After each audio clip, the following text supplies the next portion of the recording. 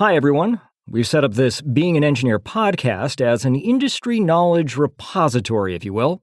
We hope it'll be a tool where engineers can learn about and connect with other companies, technologies, people, resources, and opportunities. So make some connections and enjoy the show. And at the end of the day, we want to create an environment where, not only you're getting the speed, but you're getting the quality, and it makes sense such that, there's just no reason why you'd go somewhere else.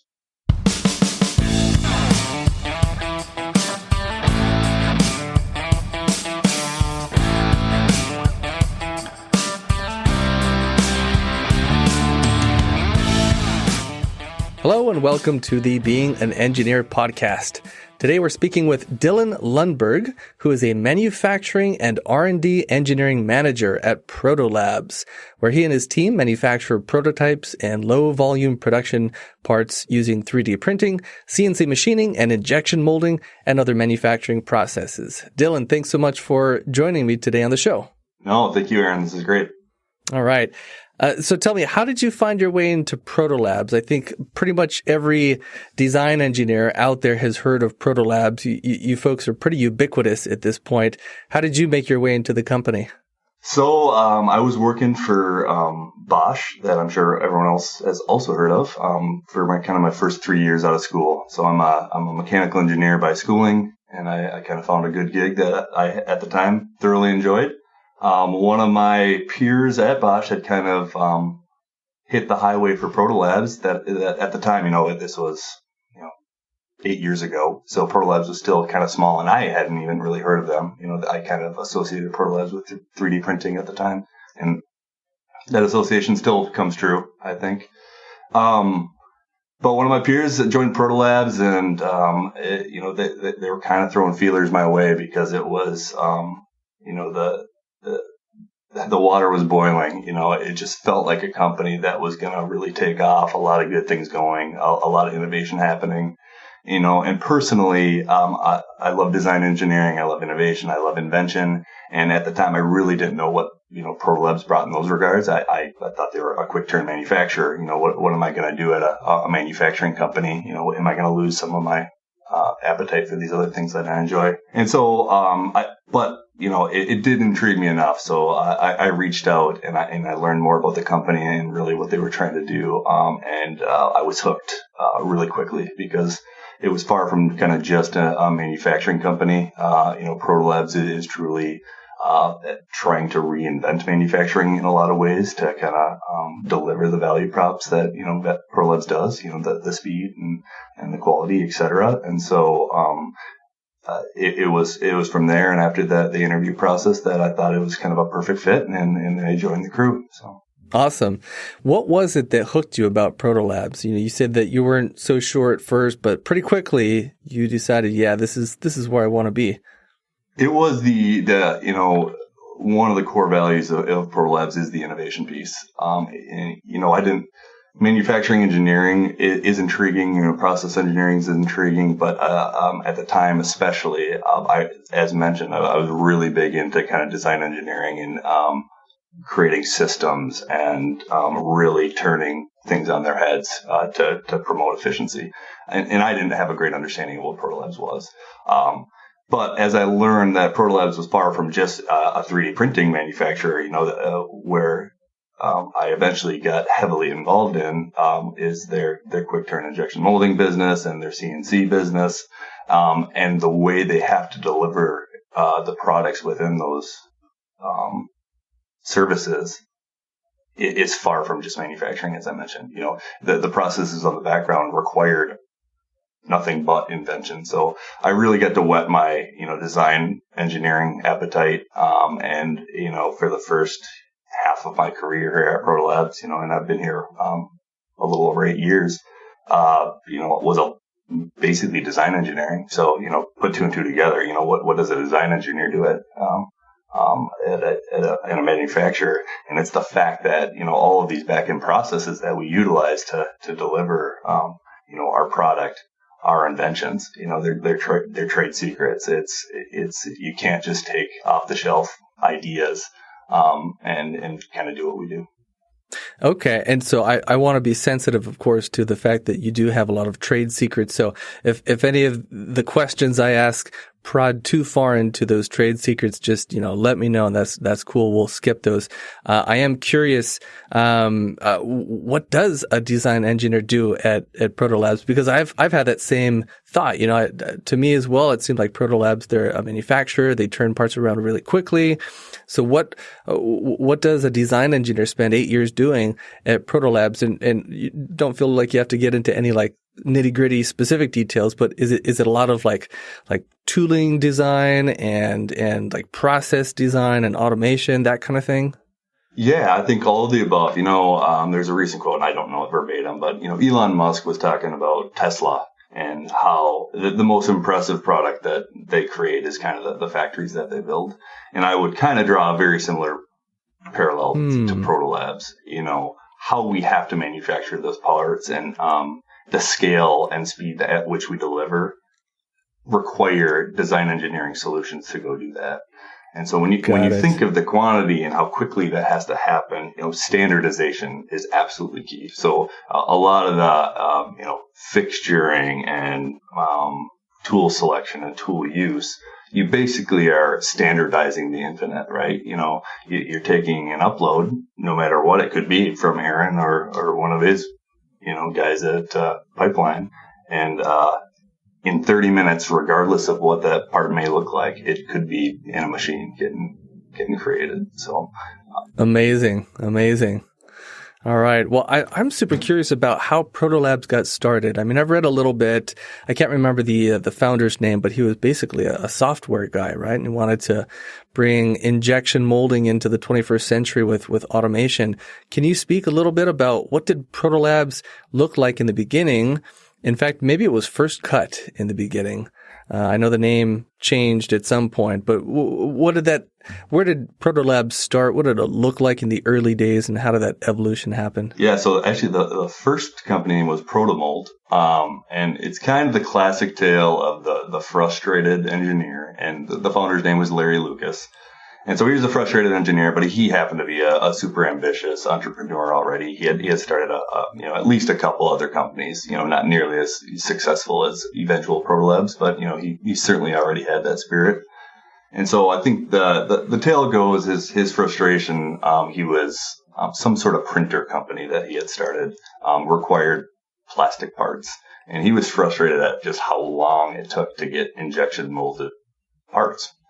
And he was very diverse in computer programming, and he thought there was a legitimate problem to go attack. And so he started creating a solution to where a lot of the front end, time it takes to, get a mold started, he wanted to automate with software. So the design challenges, what you go through for, and imagine this in 1999, far less tools than what we have today. But imagine in 1999 what had to be done to design a mold. And so he wanted to leverage software to, place ejector pins, all the mold geometry within automation is what he started to create. And then it just kind of, blossomed from there.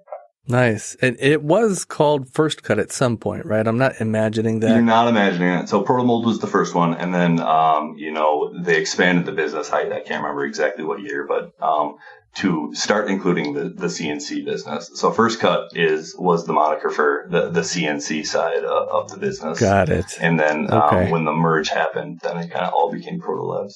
Got it. Okay, cool. So when Larry, was it? Yep, Larry Lucas. When Larry first founded the company Protomold back in the day, was there already an existing shop that he just purchased, or did he really build this from the ground up? It was basically from the ground up, and someone may call me out for being wrong on some of these things, but I think it was sort of a garage startup that he eventually led to him leasing a building in Maple Plain, Minnesota, which was actually the building until 6 months ago I was working out of for most of my career. as kind of the original Plant 1, they called it, and just expanded. And so right down the road from that original Plant 1 warehouse that, he had a couple presses and a couple mills and, a few software nerds. They eventually built this, pretty impressive headquarters, also in Maple Plain, Minnesota, where it is today. Amazing. Okay, so his goal in the beginning was to make injection molding quicker. At this point, I'm sure it differs depending on what the part geometry is and complexity and things like that. But, generally on average, how long does it take to spool up a new injection molding project and start getting parts at Protolabs? That's still the beauty of our business. So obviously we delved into a lot of things that I'm sure we'll hit on in this podcast. But whether it be injection molding, CNC machining, 3D printing, and sheet metal now, I still think injection molding, as far as the speed goes, is got to be the most impressive, because just everything that goes into making a plastic part from a mold and turning that around in as fast as a day. So it certainly varies on complexity, but we do lead times as short as a day. And so if you can imagine, what it takes to design a mold, send NC files to a mill, cut a mold, assemble that mold, get it into a press and shoot parts within 24 hours, obviously that's pretty spectacular. So that's kind of, obviously not every geometry qualifies for that, but that's what we shoot for simpler geometries. The standard lead time for a mold is 15 days. And then depending on the size and the complexity, you can expedite from there. But, Yeah, that's mind blowing. Yeah. Well, I know Protolabs supports kind of all the major manufacturing processes, injection molding, obviously, machining, 3D printing. I think you guys do sheet metal now as well. Is there, is injection molding still kind of the focus, or is the focus all of the above? I would say it's definitely all of the above. There's certainly a synergy between the service lines, but there's also, a certain level of segregation as well, as they have their own needs and niches that they're trying to, attack within their own individual markets. Injection molding happens to be still the largest business, but it's really getting chased hard by our CNC machining business and our 3D printing business as those continue to grow at pretty fast paces. Okay. I interviewed one of the managers at Xometry a little while back, and as I understand it, their business model, they don't really have, or maybe they do, but it's not like their primary source of machining work. Their own shop, and they mostly farm it out to different vendors throughout the world. And I think, if I understand correctly, Protolabs is kind of the opposite, where you do everything in-house. Is that accurate? That is 90% accurate. So just recently, whether you're aware or not, we acquired a company in Europe called Hubs. And Hubs is quite similar to Xometry, although there's some subtle differences in how they operate. But the whole goal of the Hubs acquisition is, things that Protolabs core is really good at, we can still be really good at. But if the customer wants a one-stop shop to go get parts at potentially lower piece part prices, and they don't really care about lead times as much, they can also order that from our e-commerce site, and there would be discounts associated with longer lead times. And so that's kind of a vision of how Protolabs and Hubs are gonna work together. But that is a clear distinction between core Protolabs and Xometry. We do have full control over kind of our manufacturing and the invention of our manufacturing processes, and really driving towards goals, whether it be speed or quality, et cetera. We do have control over that because it's within our own domain. Yeah. Now, would it be fair to say that the value proposition that Protolabs offers over someone like Xometry or just any other machine shop out there is really the speed, right? It's all the automation that you've built in the background that allows you to deliver parts really, really fast. Is that accurate? I would say that's 100% accurate. Where things get exciting and where, from an R&D and development perspective, I work on a lot is things that you add with speed in mind are also super differentiated. When we talk about cutting a mold in 15 days or even one day, obviously that's amazing. But, what if we can give you a 30-part capability study and a first article inspection and, some other documentation that you may also need in that same time frame? That's also differentiated. Those things aren't like mind blowing because everyone else has them. But if I can deliver it in a day or 15 along with my fast mold, then it becomes exciting. And so that's a lot of the things. You start talking about anodizing and other, secondary operations that you can build into our existing value prop. They're not super differentiated on their own, but with speed, they become very differentiated. So is Protolabs doing anodizing? So we do. Certainly through hubs and hubs parts, we do anodizing, and through secondary operations that adds additional lead time. We do anodizing. Got it. Okay. I think a sneak behind the curtain. It obviously makes sense. We're a huge aluminum machine shop. Anodizing makes sense for Protolabs. So I would say sometime in the future here, you're going to see nicely colored parts coming out. Very cool. Very cool. That would be, a huge addition that I think tons of engineers would take advantage of. All right. What's the culture like working at Protolabs? I mean, you mentioned core values, at least one earlier, but what are some of the other core values and just what does the culture feel like working there? Yeah, some of this is cliche, but I think it's also accurate. The number one is the core value. And we call it kind of our foundation is the people and the values that we have and the culture itself. And then beyond that, we're customer centric, we're innovation driven, as I mentioned, and we have a huge emphasis on continuous improvement. And that's another aspect that I found just really cool about this company. We have what we call GTX. It's a global technology exchange. It's kind of internal to our company where everyone across our different sites and our different service lines, we get together for a week and we kind of have an expo where we're just sharing cool ideas and, touting successes and just, talking, theoretical ideas, etc. It's unbelievable how much improvement is going on simultaneously across like all these different groups. And, you try to communicate as much as possible, but, it's a big company now, so you don't know everything that's going on. And once you get everyone in the same location, really talking about how much is going on, it's pretty awesome. How many people are at Protolabs now? I mean, what give us a sense for the size of the company? Yeah, globally. So when I got to Protolabs 8 years ago, we were about 1,500. So it wasn't a tiny company even when I got here. But now I think we're getting closer to 3,000. I think. Wow. We're somewhere between 2,700 and 3,000, I believe. That's amazing. Well, congratulations on all the growth and success there. Yeah, thanks. How is the workforce split? I'm sure there are plenty of programmers and manufacturing personnel, of course. You yourself, you're a mechanical engineer. I'm sure there are technicians there as well. What is the split like? Does it feel like predominantly a software company or predominantly a manufacturing company or an engineering or some mix of everything? Yeah, so it's been a really cool transition, and I think we're in kind of a transitionary phase right now. In the beginning, it was basically all software, and I'll call them nerds. I'm a nerd, so I can use that term freely. And I would say naive software nerds. So a lot of the rules and boundaries that have been pushed at Protolabs were done because they didn't know any better.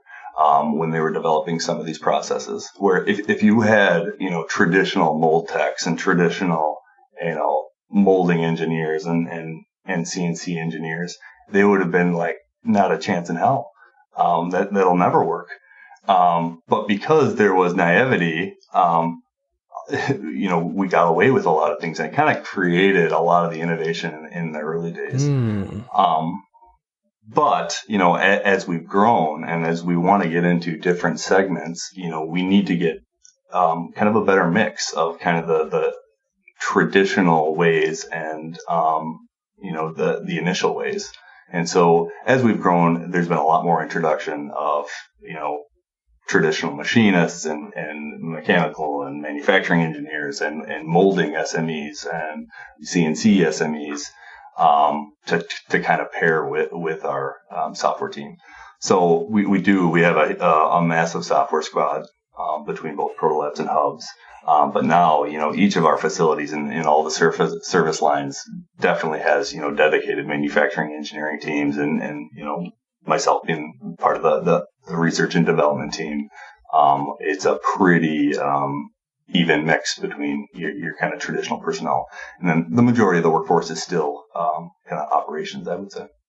I love when you talked about the fact that the software nerds didn't know they couldn't do something, so they did it and they figured out how to make it work. That's a really interesting insight, and that's led to some really creative innovations, I'm sure. What is the process for innovation at Protolabs? You mentioned this global technology conference that you do. Like how do new ideas bubble to the surface and find their way into becoming reality?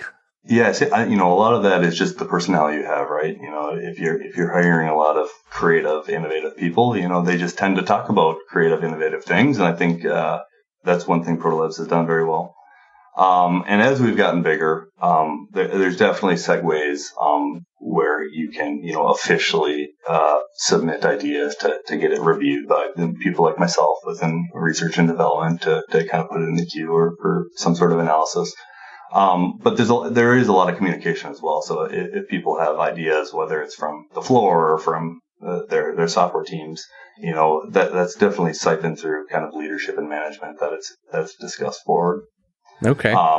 But yeah, I think there's just a lot of open communication. And if the idea can be justified and it's a data driven and, justified thing to chase, it kind of enters your traditional NPI or your new product or process development. So. Yeah. All right.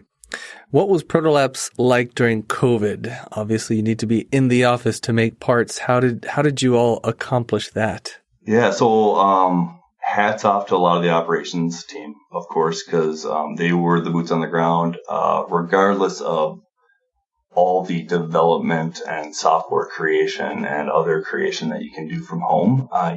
Someone has to be pushing buttons on machines to make parts. And so there definitely was a workforce that was in our factories continuing to churn out parts. And, a cool story, whether you saw it or not, Protolabs got great opportunity to help out with a lot of the initial, COVID face masks and respirators and et cetera. And, there's no better business to try to expedite those types of things to get them out to the world. And so there's a really cool opportunity to help in that way. But for a lot of the company, it turned into a hybrid or remote culture. And some of that has retained until today, in some domains that has proven to be equally or even better in success. Our technical operations team work primarily remote. We have probably the majority of our software developers still work remote. And so, where it makes sense, people are in the factories and identifying and working on problems. But they're also, as with the rest of the world, we've kind of adopted a lot of, remoteness as well. Yeah. All right. So the people who could work from home worked from home, and those who really had to be on the floor were on the floor. Yep. Well, I love working with Protolabs. We've been using Protolabs for many years now, because the company makes it so easy for us to get parts, right? I don't have to make a drawing, which is a big deal. I feel like making drawings is kind of a waste of time in some situations. And most engineers don't enjoy creating drawings. We like creating the CAD. That's fun. The 3D stuff, the creation. But then the drawings is like, it's just documentation. And why do we have to do? So anyway, we don't have to make a drawing to get parts from Protolabs, which is just amazing. And we all love that. Can you tell me what happens? I mean, to the extent that you're able to share, when we hit that submit button, what happens behind the scenes that makes it so easy for us to get parts? Yeah, so I'll totally agree with you on the drawing sense. But at some point during product development, drawings and at least requirement sharing is a necessity. But in terms of your question, it started with Larry and kind of that vision of, a paperless and kind of the digital thread, right? It's, how do you turn an upload into a NC file for the mill, and how do you trigger the next operation? Everything at Protolabs truly is digital. It's not kind of just a marketing ploy.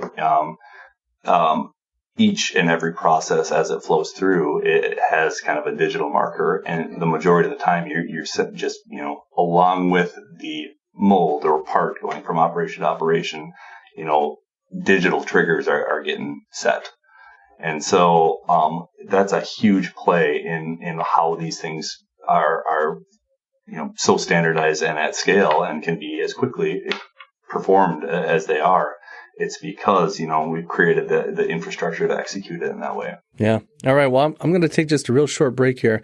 Share with the listeners that teampipeline.us is where you can learn more about how we help medical device and other product engineering or manufacturing teams develop turnkey equipment, custom fixtures, and automated machines to characterize, inspect, assemble, manufacture, and perform verification testing on your devices. And we're speaking with Dylan Lundberg today. So Dylan, obviously Protolabs has massive benefits and huge value to add to engineering teams.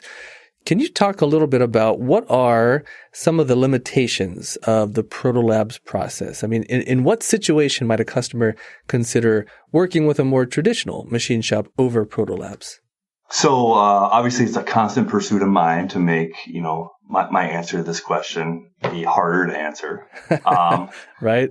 But the reality is, when you're, it's kind of the trifecta that you can only satisfy two, and then it's, speed and quality and cost. And so we have to focus on a couple of those. And at Protolabs, our current mentality is that we're focused on speed and quality. And so at the end of the day, if you're looking for the cheapest supplier possible, Protolabs probably isn't going to be the best bet. There's a lot of aspects to what qualifies as inexpensive. And if you start considering, development time and cost of development time, that's a whole different bag of worms. But if you're just looking at, piece part price, and that is your biggest differentiator for what manufacturer you're selecting, Protolabs may not be, the right choice at the end of the day. The other thing is, because we're operating at such just a ridiculous scale, it also comes with some limitations. And again, we're actively trying to reduce them as much as possible. But with standardized processes and standardized tools, there may be remaining material on some geometries that it isn't ideal for your part, and maybe it just doesn't work for you. We can satisfy those things, in the future here with hubs and some of the partnerships. But if you're looking at core Protolabs capabilities, that's where you may run into problems where you're looking for specific things that are just our standardized tool sets may not, accommodate. And you'll get that in kind of the DFM feedback if you were uploading part.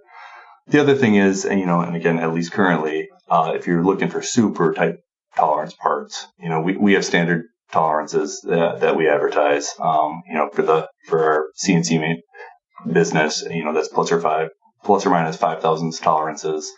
And then for injection molding, we have basically, material dependent and part dependent inch per inch tolerances or millimeter per millimeter tolerances. So, it's difficult, and it's a problem we want to solve eventually, but it's very difficult to be looking at, someone's print that you hate creating, Aaron, and so do I, for, 30 to 50 different molds that come in on a day. I mean, that's the type of scale you're talking about, and thousands of parts. So, it's a near impossible feat, that we're looking to address. But, how do you try to satisfy unique requirements on that many geometries that quickly?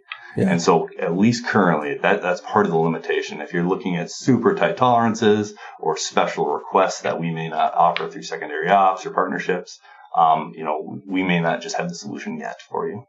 So we talked a little bit about the Protolabs pricing, which mostly was at low quantities. That was the context in which we were speaking.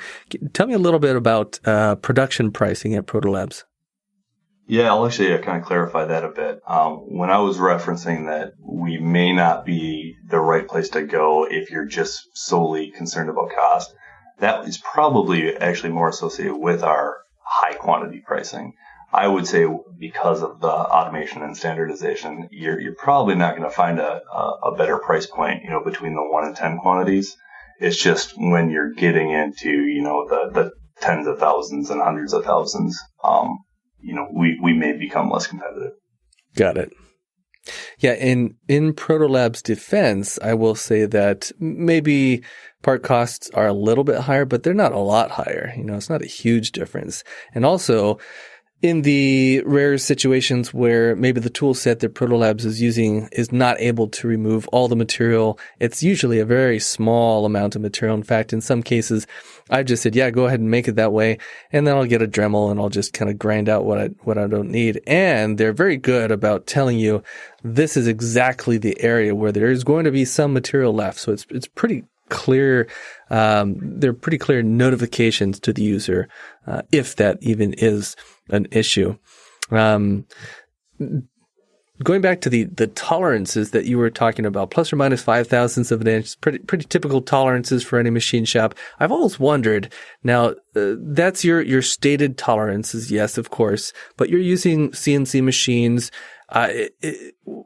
What unofficially, of course, right? Because officially the tolerances are plus or minus 5, but unofficially, are they typically better than that? What could we expect, if on average? Yeah, obviously, that's probably a little bit of a conservative value, but you're just taking into all the variables that could contribute to the tolerance, right? And without going into all the details, it's the specific tools and the tool wear and the specific machine it's in. Are the mills capable? Is our tool set capable? If all the ducks were in a row for our CNC machining business, could in theory, could we hold a 1 thou tolerance on specific geometries? Yeah, of course we probably could. But, when we're making as many parts as we do, and you just have some variability that, once again, we look to try to reduce on a daily basis, that's the conservative value. So I think on average, if you were, miking your parts, that 3 to 5 range is probably pretty accurate. Got it. Okay, great. Yep. All right. Well, what are some of the hidden challenges that Protolabs deals with that are completely invisible to users like me?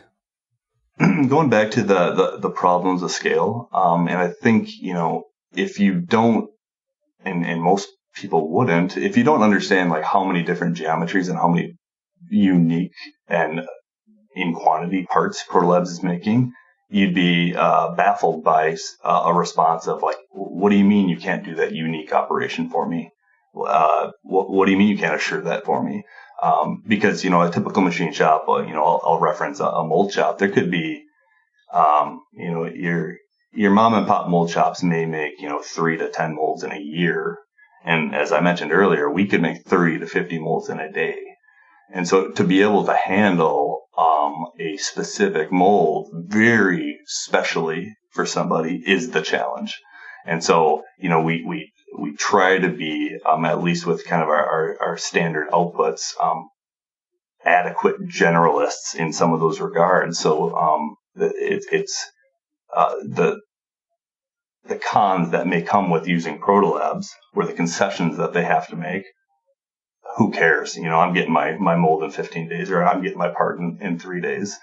But, that's the challenge. And so, that's, a lot of the stuff that's on our plate is how can we handle a lot of these special requests? We want to be able to say yes everywhere. And, but we have to be able to do it repeatedly and reliably and, not set ourselves up for failure. So, that definitely is a challenge, is kind of when we start to stray from kind of a non-standard output, how do we execute it successfully? Yeah. Okay. How do humans work with the automation at Protolabs? I mean, is it just a bunch of humans that are pushing go on the machines, or what is that split between automation and manual procedures? Yeah, so across the different service lines, that definitely looks different. I'll hit on injection molding here. It's definitely a play together. There is a lot of automation in kind of the mold design and mold creation that, Larry worked on initially, right? But there is a mold designer that's, walking through this process. But a lot of the automation is working hand in hand to expedite the majority of these processes. And then you get out to the milling floor, and it's very similar. We've cool things that my team and other teams have created that allow standardization and automation to play with a very low quantity of operators, such that it becomes a button pushing and simple loading exercise instead of your traditional machinist babysitting a single mill. Again, I'll go back to the quantity thing. A typical mold shop may have a machinist babysitting one or two molds that they have to machine. Could that even be possible, even financially? Like if you're making 50 a day, of course not. So obviously there's a lot of standardization and automation that plays with kind of our operators. Okay. Any pro tips that you can share about how users can get the most from their Protolabs experience? So one of the huge value props that Protolabs came out with out of the gate, and people still use it a lot today, is the automated DFM, the design for manufacturability feedback that we give on our webpage. And it's just to give good feedback for users, but when leveraged to satisfactory levels, if you're satisfying the DFM or are okay with the DFM that Protolabs provides, whether it be for mold making or CNC machining, things can really flow through like butter. Like if you have if you're making a mold and you really put the work up front to have a very good mold design, and it's leveraging our DFM and reaching out to our applications engineers to maybe work through some of those moldability advisories to really hone in on your design, and you're not just kind of ignoring those advisories, you're setting everyone up for success. And if your design is good, it should work like magic through Protolabs. And the same goes with the CNC side. If you're good with the DFM feedback, and you kind of have a sense of the reverse engineering in your mind, the tool set that Protolabs leverages, if you're considering all those things and you're using Protolabs as a partner, and the limitations, things can be very successful. So I think that would be the pro tip. But I would also say, when you have questions, we have a lot of SMEs on site. We're not just an e-commerce giant. We have a really, personal relationship with a lot of our customers too. So just reach out. Yeah, we molded some parts there several years ago, but I was kind of surprised and pleased with the process, because being used to the CNC side of Protolabs, we'd upload a part and, a week later we get our parts back or sooner. And there was never much, if any, human interaction. With the mold design, we actually did a couple of design reviews with humans, not just getting the feedback from the website, which was helpful, but we had typical design reviews where we all got on a web meeting and we shared our screen, and people commented and gave feedback and told us specifically, this part right here, you need to, add some clearance there or increase the draft or whatever it was. And it was very much like doing a design review with, any vendor, which in a good way, it was refreshing to get that personal touch in addition to all the automation. Right. That's a huge differentiator between, CNC machining and injection molding and 3D printing, right? It's, there has to be that personal touch. And I think a challenge for Protolabs is how to get that upload to be not only manufacturable, but, successfully manufacturable in the least amount of time as possible. So with our, CDS, we call it the consultative design process, and some of these design reviews, how do we double down on that, and what additional automation can we bring into e-commerce to make that happen as quickly as possible? Because we still want speed, but we know injection molding is a different beast, and especially as we get more complex and requirements get higher and higher over the years, which they certainly have. And so we still want to deliver on our value prop, so we have the upfront work is very important. All right. You've touched on this a little bit, but maybe let me give you one more opportunity if anything comes to mind. What are a few things that most engineers don't know about Protolabs that they should? One interesting thing is I think in this individual service lines, even though we advertise across the board on our website, it seems to be obvious. We have advertised that order CNC machining, but they have no idea we do injection molding or 3D printing. And we have a lot of customers that do 3D printing, and they have no idea that we do injection molding. And so the most obvious one is, use us for all of the above. Like, there's a lot of synergies there. There's a lot of good transitions from 3D printing to injection molding. When you need to go to a higher scale, we've definitely seen that on numerous occasions, and the same goes for CNC. I think that would be the biggest one. Okay. Well, what's next for Protolabs? I mean, 5 years from now, what can we look forward to that Protolabs doesn't currently offer? Maybe anodizing is crossing fingers. Maybe that's one thing. And anything else? Yeah. So we hit on it quite a bit here, but the concessions that someone has to make by going to Protolabs, and whether it be like, we may not have offered anodizing in the past. You may not have wanted to make 3 million parts for me in the past. You may not make steel tooling in the past.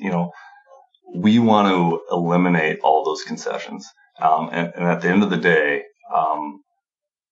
we want to create an environment where, not only you're getting the speed, but you're getting the quality, and it makes sense such that, there's just no reason why you'd go somewhere else. That's the type of mentality we're really chasing. Why would I go somewhere else when I can, get that mold that fast and I'm perfectly satisfied with my parts, and the upfront process was incredibly slick.